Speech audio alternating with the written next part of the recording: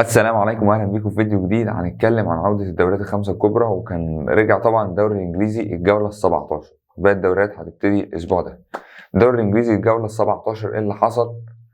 تعادل توتنهام مع بريتفورد 2-2، وفوز ليفربول على استون فيلا 3-1. بصراحة جاب هدف حلو.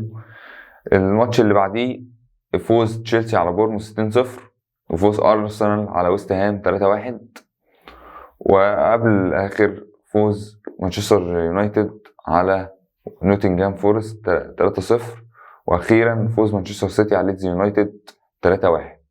طبعا المتصدر الدوري الانجليزي حتى الان ارسنال 40 نقطة، السيتي مانشستر سيتي 35 نقطة، الثالث نيوكاسل 33 نقطة، الرابع توتنهام 30 نقطة، الخامس مان يونايتد مانشستر يونايتد 29 نقطة، والسادس ليفربول 25 نقطة.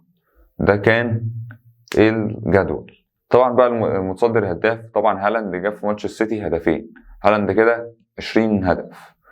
والمتصدر اسيستات دي بروين طبعا 9 اسيستات. السيتي محطمة كل الارقام قياسية، ما عدا هي بقى اتعادلت ماتشين وخسرت ماتشين، بعكس ارسنال خسر ماتش وتعادل ماتش.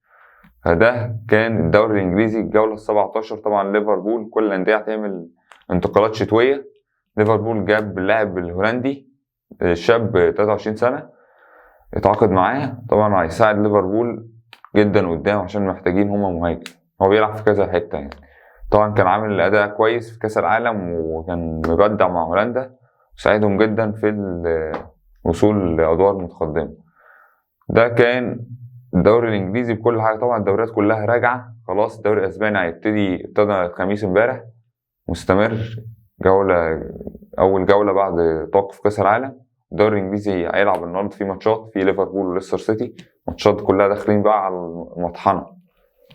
بعدين دوري أبطال أوروبا، وفي شهر 2 كأس عالم للأندية، فبطولات مستمرة. بس طبعا ايه كده اتكلمنا عن كل حاجة. طبعا لو عجبك الفيديو متنساش اللايك والشير والسبسكرايب. تم بالسبسكرايب، وتابعني بقى على كل السوشيال ميديا هتلاقيها في الديسكريبشن، ونشوفكم في فيديو جديد. سلام.